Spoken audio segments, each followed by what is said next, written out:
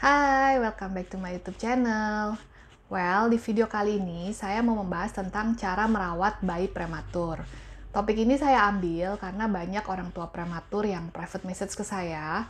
Mereka bertanya bagaimana cara merawat bayi prematur, terutama ketika bayi mereka sudah diizinkan pulang dari NICU. Dan lewat video ini, saya mau share pengalaman saya ketika merawat twin saat twin sudah pulang dari NICU. Tapi sebelum saya membahas lebih lanjut, tolong dibaca pengumuman yang satu ini.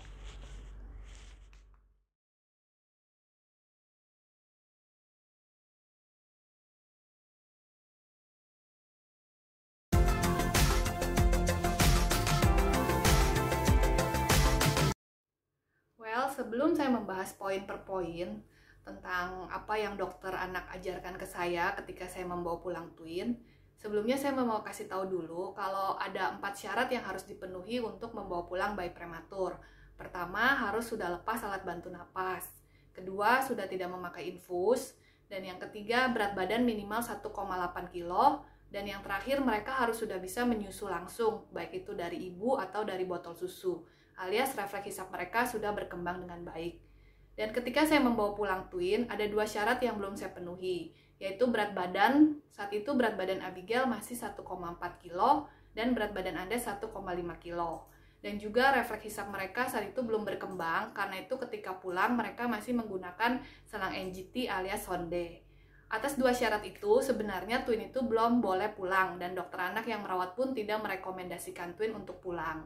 Namun dikarenakan keterbatasan biaya dan sebagainya, saya dan suami akhirnya berdiskusi dengan dokter anak yang merawat, dan dokter anak yang merawat menjelaskan segala resiko yang mungkin terjadi ketika saya membawa pulang twin sebelum waktunya. Dan resiko-resiko itu harus saya tanda tangani di form pemulangan, dan saya tidak akan menuntut rumah sakit bila terjadi hal-hal yang tidak diinginkan ketika saya merawat twin di rumah. Namun satu hal yang membuat saya yakin kenapa saya berani membawa pulang twin adalah ketika 2 minggu terakhir di NICU, kondisi twin saat itu sudah sangat stabil. Saat itu semua hasil darah twin baik, semua hasil screening dasar twin juga baik. Dan ketika 2 minggu di NICU itu, saat itu twin tidak ada masalah dengan pernapasannya, tidak ada masalah dengan demam, tidak ada masalah infeksi, tidak ada masalah kejang dan sebagainya. Kondisinya sudah sangat-sangat stabil.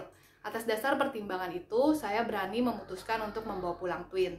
Namun sekali lagi saya tekankan, hal ini tidak dianjurkan dan tidak direkomendasikan oleh dokter anak yang merawat twin. Oleh karena itu, ketika saya membawa pulang twin, dokter anak memberi saya beberapa pesan yang harus saya perhatikan ketika merawat twin di rumah. Dan juga dokter anak memberi saya target bahwa dalam 1 bulan ketika kunjungan berikutnya, berat badan twin harus sudah mencapai target tertentu. Jika saya tidak berhasil mencapai target tersebut, dokter anak memaksa saya untuk memasukkan kembali twin ke NICU tanpa bisa ditawar lagi.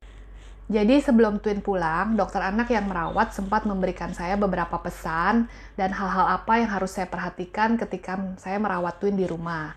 Dan pesan-pesan inilah yang mau saya sampaikan pada kalian semua, para orang tua prematur. Jadi poin yang pertama adalah persiapan. Jadi 1-2 hari sebelum twin pulang, saya sudah mempersiapkan rumah. Dalam artian saya sudah bersihkan rumah sebisa mungkin bersih dari debu, tidak kotor. Dan juga saya sudah menyediakan di rumah itu beberapa hand sanitizer, dan juga masker, dan juga air purifier jika memungkinkan, itu bagus untuk sirkulasi udara. Dan juga saya sudah mempersiapkan kamar itu sebisa mungkin kamar yang bakal ditiduri oleh bayi prematur itu adalah yang memiliki ventilasi udara yang baik, dan juga sebisa mungkin terkena sinar matahari.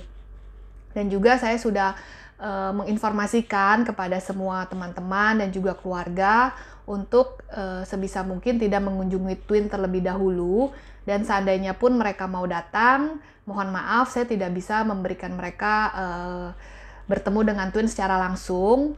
Paling mereka hanya bisa bertemu dengan saya atau suami, dan ya semuanya rata-rata mengerti ya, karena mereka tahu kondisi bayi prematur yang saat itu memang sangat rentan.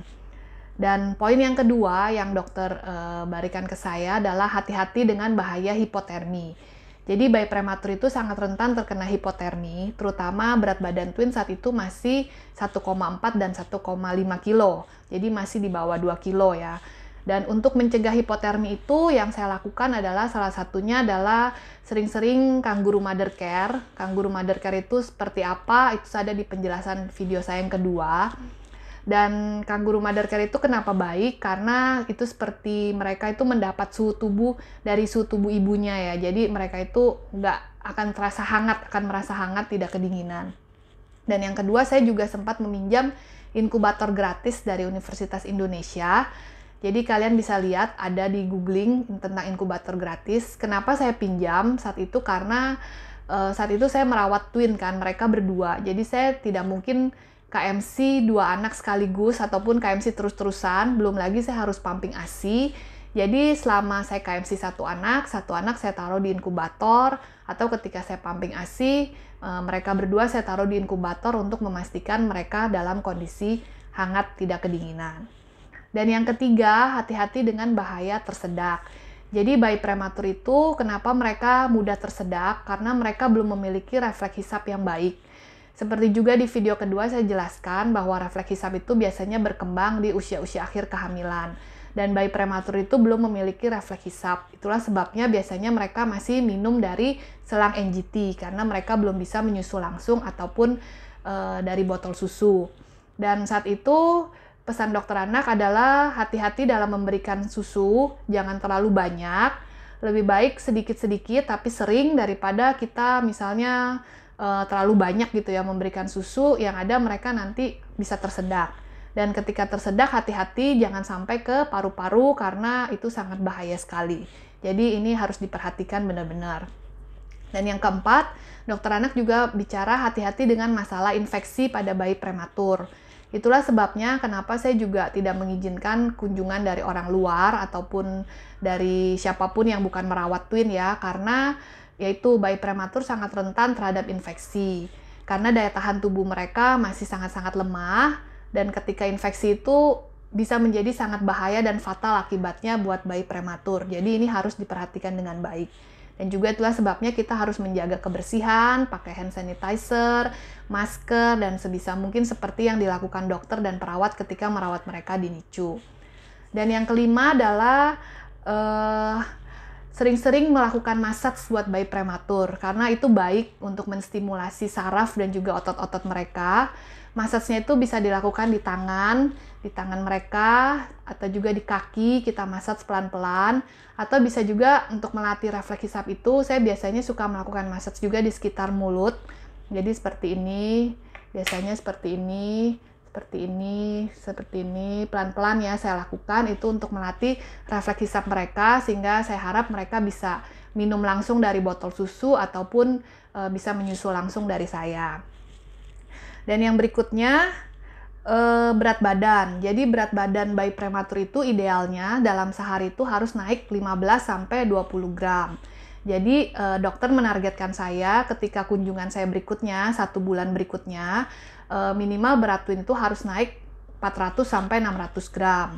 Dan untuk menjaga supaya berat badannya naik, yang saya lakukan adalah yang pasti ya kita harus menimbang mereka. Jadi saat itu ada saudara saya memberikan saya kado timbangan, jadi saya bisa menimbang twin tiap hari untuk memantau berat badan mereka. Dan yang kedua, biasanya saya sering melakukan KMC, kangguru mother care, itu juga baik untuk berat badan. Kenapa? Karena biasanya kalau bayi itu kita KMC, mereka tidurnya akan lebih lelap, akan lebih nyenyak, dan otomatis berat badan mereka akan naiknya dengan cukup baik gitu. Dan yang ketiga, biasanya saya suka memberikan mereka susu secara teratur ya, 3 jam sekali biasanya. Kenapa begitu? Karena bayi prematur itu agak berbeda dengan bayi cukup bulan. Jadi mereka itu biasanya lebih suka tidur daripada minta susu gitu. Jadi kita sebagai orang tua juga harus sering-sering memberi mereka susu, kita bangunkan. Biasanya sih saya bangunkan walaupun mereka tidur. Jadi saya kasih susu 3 jam sekali. Jadi 1 bulan pertama itu ketika twin di rumah itu saya dan suami bergantian ya, kita 3 jam sekali kita jagain mereka, walaupun waktu malam juga kita jagain mereka supaya kita bisa rutin kasih mereka susu sehingga berat badan yang ditargetkan oleh dokter bisa tercapai. Jadinya setelah 1 bulan saya rawat di rumah, akhirnya saya visit dokter untuk vaksin BCG, karena saat itu twin memang belum diberikan vaksin. karena begitu lahir kan kondisi mereka sempat tidak stabil dan juga berat badan mereka masih di bawah 1,8 kilo ya. Akhirnya saya visit dokter 1 bulan kemudian dan syukur pada Tuhan ketika visit dokter saat itu berat badan Abigail sudah 1,8 kilo dan berat badan Andes sudah 2 kilo. Jadi target yang dokter berikan kepada saya sudah tercapai sehingga saat itu dokter bilang saya bisa meneruskan untuk merawat mereka di rumah. Tidak perlu lagi ke NICU.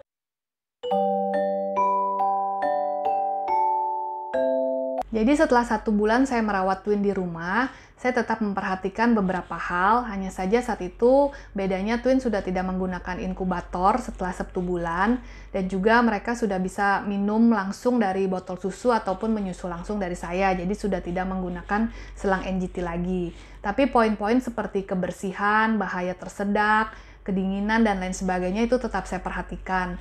Jadi sebisa mungkin saya selalu cuci tangan terlebih dahulu sebelum memegang twin, dan juga saya tetap mengkarantina mereka. Twin itu baru keluar rumah itu mungkin 3 bulan setelah lahir ya, jadi 3 bulan pertama itu mereka selalu di rumah. Dan juga saya juga tetap selalu memperhatikan ketika memberikan mereka susu, saya tidak pernah meninggalkan mereka tidur ataupun meninggalkan mereka sendirian. 3 bulan pertama itu saya selalu memperhatikan, jangan sampai mereka tersedak. Dan kurang lebih seperti itu poin-poin yang saya lakukan ketika merawat mereka di rumah. Kalau ada yang kurang jelas, mungkin kalian bisa tulis di kolom komen. Dan sekali lagi ya, saya tekankan kalau ini sesuai dengan kondisi anak saya, kondisi twin, yang mungkin saja berbeda dengan kondisi anak Bapak Ibu semua.